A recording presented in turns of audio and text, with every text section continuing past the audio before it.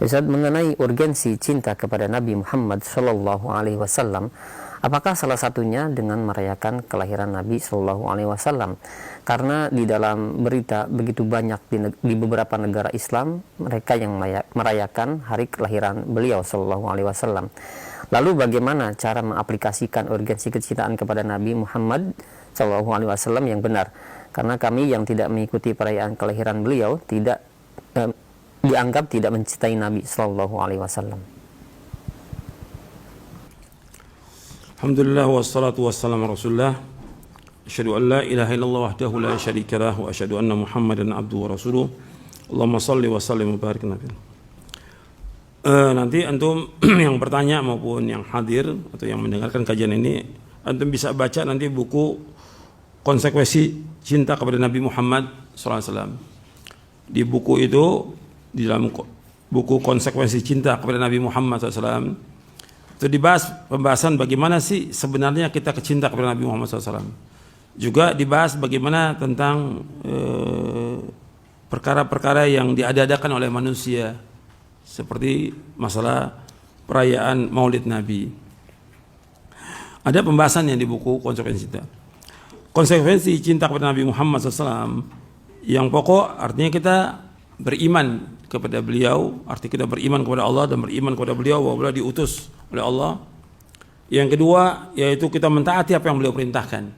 Konsekuensi cinta kepada Nabi Muhammad SAW yaitu ta'atu fima amar, mentaati apa yang beliau perintahkan. Kemudian yang ketiga tasdiqu fima akhbar, kita membenarkan apa yang beliau sampaikan. Semua yang beliau sampaikan selama riwayatnya sahih maka kita wajib membenarkan. Yang keempat ijtinabu ma nahan wa zajar, yaitu kita wajib menjauhkan apa yang beliau larang. Kita wajib menjauhkan apa yang beliau larang. Yang dilarang Rasulullah itu kita jauhkan. Tadi sudah saya bawakan ayat dalam surah Al-Hasyr, surah 59 ayat 7. Wa ma atakumur rasulu fakhudhu wa ma nahakum an fantahu wattaqullaha innallaha syadidul iqab. Apa yang datang pada kamu dari Rasul kamu ambil. Apa yang datang pada kamu dari Rasul kamu ambil. Yang dilarang kamu tinggalkan. Bertakwa kepada Allah, Allah sangat keras siksanya. Artinya yang dilarang oleh Nabi apa aja? Yang pertama kali larangan yang paling besar apa? Syirik, jauhkan. Kemudian larangan yang besar lagi apa? Bid'ah, jauhkan. Larangan durhaka pada orang tua, jangan sampai kita durhaka. Kemudian larangan yang lain banyak sekali yang dilarang oleh Rasulullah SAW. Maka kita wajib untuk menjauhkan. Artinya kita wajib menjauhkan dosa-dosa besar, menjauhkan perbuatan dosa dan maksiat, menjauhkan syirik, menjauhkan bid'ah. Kemudian yang kelima, alla yu'badallahu illa bima syara'. Konsekuensi cinta kepada Nabi Muhammad SAW yang kelima yaitu tidak boleh kita beribadah melainkan menurut apa yang beliau syariatkan. Karena yang punya hak syariat yang yang dibenarkan, arti yang Allah benarkan, siapa yang diberikan hak untuk melaksanakan syariat? Siapa? Ya Rasulullah SAW. Allah memberikan wewenang kepada Nabi untuk mencontohkan, menjelaskan bagaimana beribadah kepada Allah. Allah berfirman, "Wa ma khalaqtul jinna wal insa illa liya'budun." Tidak aku ciptakan jin dan manusia melainkan untuk beribadah kepadaku. Beribadah kepada Allah. Bagaimana kita bisa beribadah kepada Allah dengan benar? Ya mesti dijelaskan oleh Rasulullah SAW. Dan Rasulullah SAW sudah menjelaskan semuanya. Yang membawa manusia ke surga, Nabi sudah jelaskan. Yang membawa manusia ke neraka, Nabi sudah jelaskan. Jadi kita wajib beribadah menurut apa yang beliau syariatkan. Tidak boleh kita beribadah dengan apa-apa yang baru yang Nabi nggak syariatkan, nggak boleh. Ya dasarnya ayat Al-Quran, Qul in kuntum tuhibbunallaha fattabi'uni yuhibbukumullah yaghfir lakum dzunubakum wallahu ghafurur rahim. Seandainya kalian cinta kepada Allah, ikuti aku. Insya Allah akan cinta kepada kalian dan Allah akan mengampuni dosa kalian. Allah Maha Pengampun dan Penyayang. Ini 5 hal yang berkaitan dengan konsekuensi cinta kepada Nabi Muhammad sallallahu alaihi wasallam.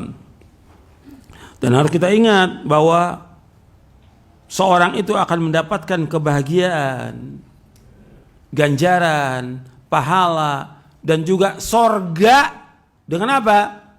Dengan mengikuti Nabi Muhammad SAW.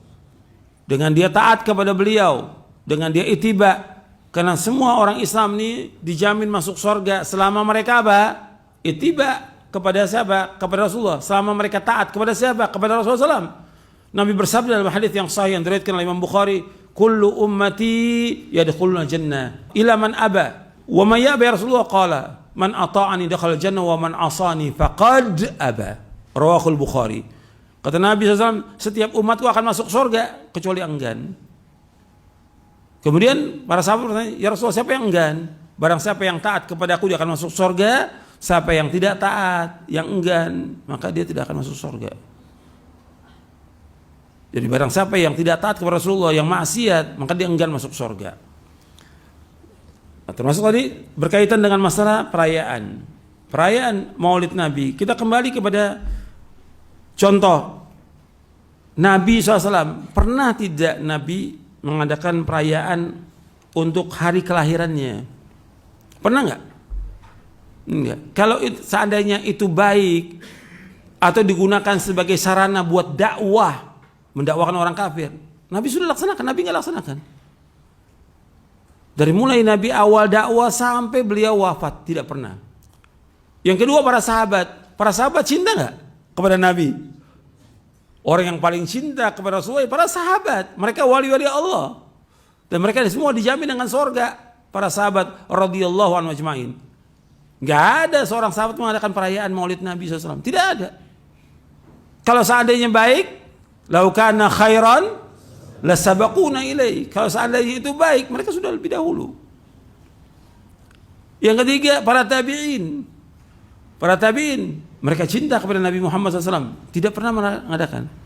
Kemudian yang keempat, para imam mujtahidin. Imam Hanafi, Maliki, Syafi'i, Hambali, rahimahumullah. Nggak ada satupun mereka mengadakan perayaan Maulid Nabi. Tidak ada. Jadi yang pertama kali mengadakan siapa? Orang-orang Syiah. Kenapa kita ikut ajaran Syiah?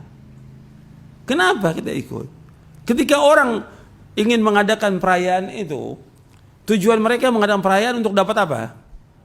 Dapat ganjaran, dapat pahala. Kalau sudah bentuknya seperti ini, ibadah bukan ini? Ibadah. Kalau ibadah kembali kepada apa?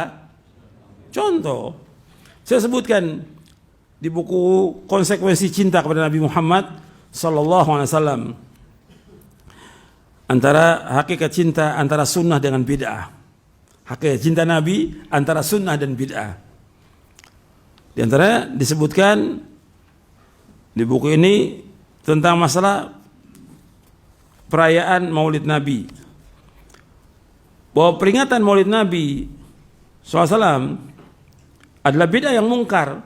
Orang yang pertama kali mengadakannya adalah Bani Ubaid Al-Qaddah, yang menamakan dirinya dengan kelompok Fatimiyah pada abad keempat Hijriyah, dan mereka menisbatkan diri mereka kepada putra Ali bin Abi Thalib. Padahal mereka adalah pencetus aliran kebatinan. Nenek moyang mereka adalah Disan yang dikenal dengan Al-Qaddah, salah seorang pendiri aliran batiniyah di Irak. Jadi yang pertama kali mengadakan adalah Al-Mu'aididina Al-Ubaid Al-Maghribi, yang keluar dari Maroko menuju Mesir pada bulan Ramadan tahun 362 Hijriah. Yang pertama mengadakan Maulid ini Al-Mu'aididina Al-Ubaidi Al-Maghribi, yang keluar dari Maroko menuju Mesir pada bulan Ramadan tahun 362 Hijriah.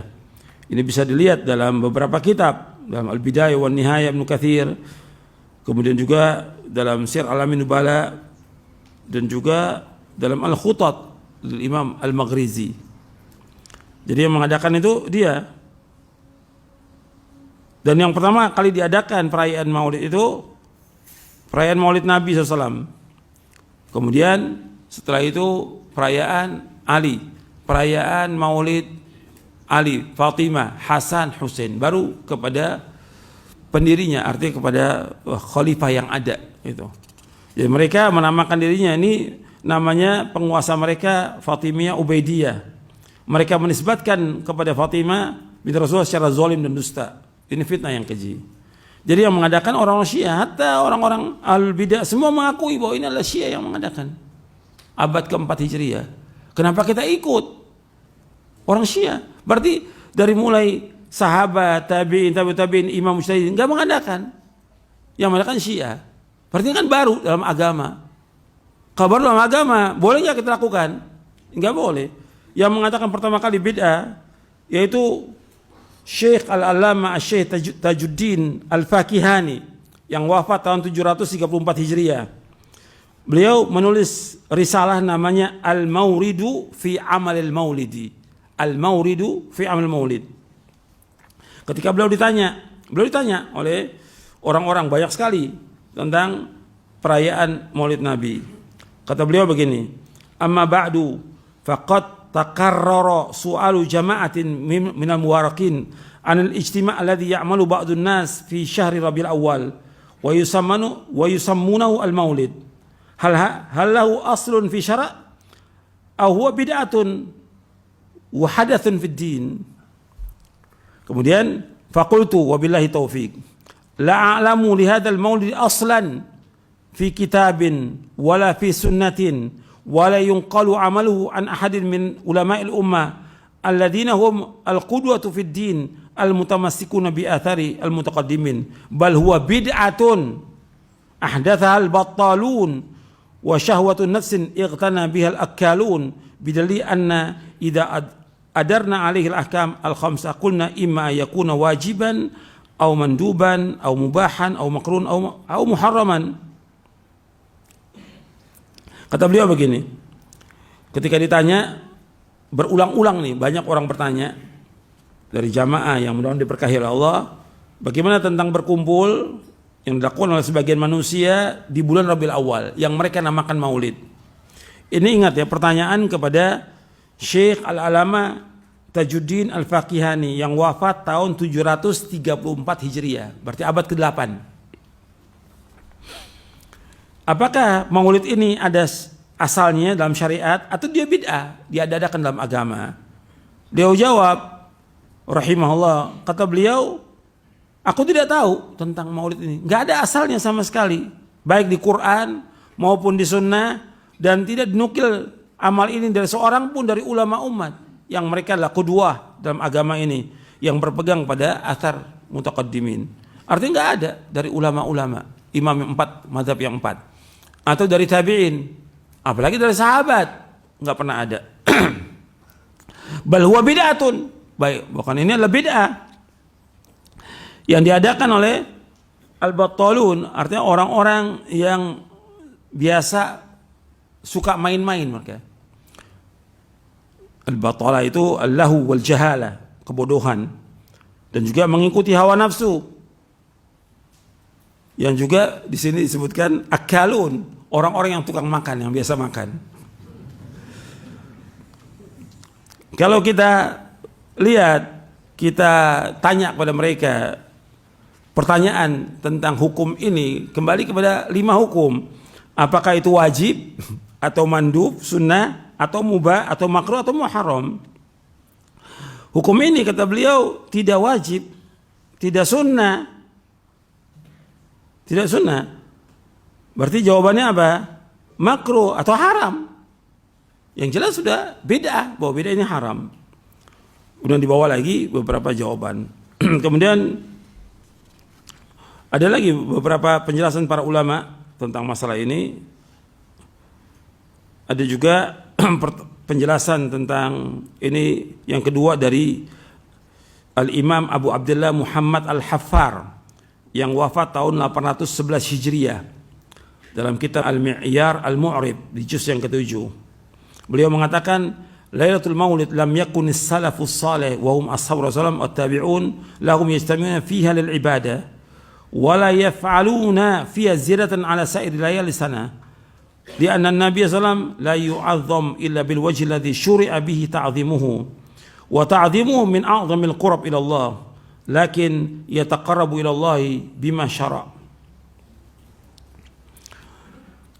Perayaan Maulid enggak pernah dilakukan oleh salafus saleh.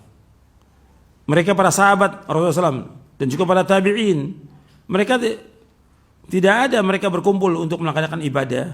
Mereka tidak juga mengadakan sesuatu yang baru dalam agama untuk menambah-nambah dari malam-malam yang lain dari sepanjang tahun. Karena Nabi tidak boleh diagungkan kecuali dengan syariat. Artinya nggak boleh kita mengagungkan Nabi menurut jalan syariat yang disyariatkan untuk kita mengagungkannya. Dan mengagungkan Nabi Muhammad SAW termasuk sebesar-besar ibadah kepada Allah.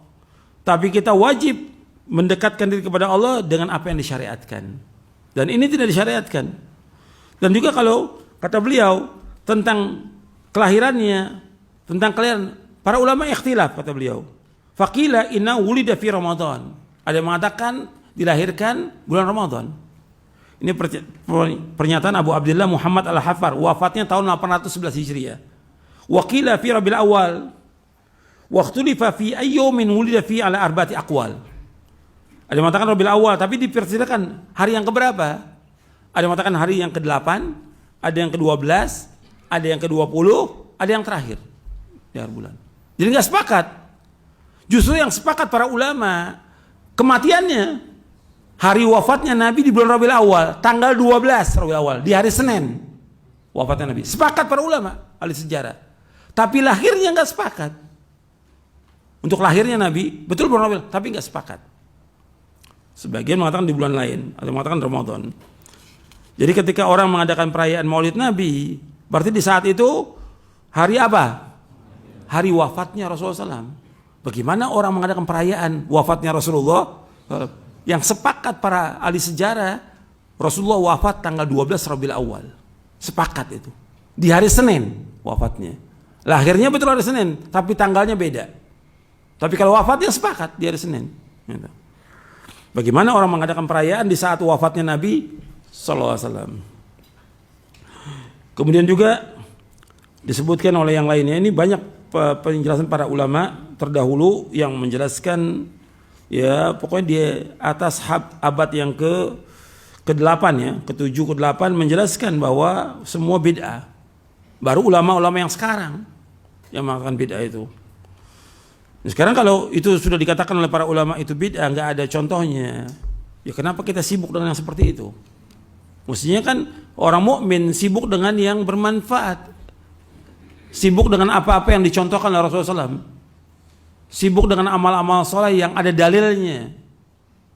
Karena sayang nanti dia habis waktu untuk yang bid'ah nggak diterima. Tadi sudah saya bawakan di mukadimah. Nabi bersabda SAW, man ahdatha fi amrina hadza ma laysa min fahuwa raddun. Barang siapa mengadakan sesuatu yang baru dalam agama kami yang enggak ada contohnya, tertolak. Hadisnya sahih, riwayat Bukhari Muslim dari sahabat Aisyah radhiyallahu anha. Jadi jangan disibukkan dengan yang seperti itu. Kadang-kadang kita ketika menjelaskan yang seperti ini dianggap bahwa kita enggak cinta kepada Nabi. Justru kita cinta kepada Nabi Muhammad SAW. Sekarang orang yang paling cinta kepada Nabi para sahabat. Sahabat enggak mengadakan. Kalau mereka tidak mengadakan, tapi nggak mengadakan, para imam yang 4 nggak mengadakan, kok kita mengadakan? Apa kita lebih cinta dari mereka? Nggak mungkin. Jelas para sahabat yang paling cinta kepada Nabi Muhammad SAW. Dan mereka sudah dibuktikan dalam kehidupannya membela Rasulullah SAW. Dengan dirinya, dengan hartanya, dengan keluarganya, semua mereka bela. Kalau kita belum terbukti cintanya kepada Nabi Muhammad SAW. Makanya ini harus diperhatikan, direnungkan. Jangan sampai kita berbuat sesuatu yang sia-sia, yang nggak ada nilainya. Dan nanti kita jadi musuh. Dengan siapa musuhnya? Dengan Rasulullah SAW. Kita mengatakan ini yang Rasulullah nggak adakan, nanti jadi musuh kita dengan Rasulullah SAW. Karena Rasulullah tidak suka dengan perbuatan apa? Beda. Dan kita mengatasnamakan nama siapa ini? Nama Rasulullah SAW. Gak boleh. Jangan kita mengikuti pendapat-pendapat ulama ini, ulama. Kita dalam beragama yang kita ikut apa? Dalil. Bukan ulama, bukan fatwa, bukan dalil. Dalilnya ada apa enggak? Ini kan ibadah. Bukan iseng, bukan main-main. Ibadah. Kalau kita kembali kepada dalil, enggak ada contoh, udah tinggalkan. Masih banyak amal yang soleh yang lain yang bisa kita lakukan. Yang pada hakikatnya kita ini mengikuti Nabi SAW dalam keseharian kita. Kita wajib mengikuti Nabi dalam mentauhidkan Allah. Kita mengikuti dalam sholat. Bagaimana? Sallu kama ra'aitumuni usolli. Ikuti Nabi bagaimana sholat Nabi. Bagaimana sholat wajibnya, bagaimana sholat sunatnya, bagaimana Nabi sholat malam, bagaimana Nabi sholat duha, bagaimana Nabi yang lainnya lah, sholat-sholat yang lain yang Nabi contohkan, rawatibnya. Begitu juga bagaimana Nabi berpuasa, bagaimana Nabi sedekah, bagaimana Nabi haji, bagaimana Nabi umrah. Itu yang kita ikuti. Ya kalau kita lihat, kita pada akhir mencintai Nabi setiap hari, Dari mulai kita bangun tidur sampai tidur lagi. Bukan setahun sekali kita cinta Nabi.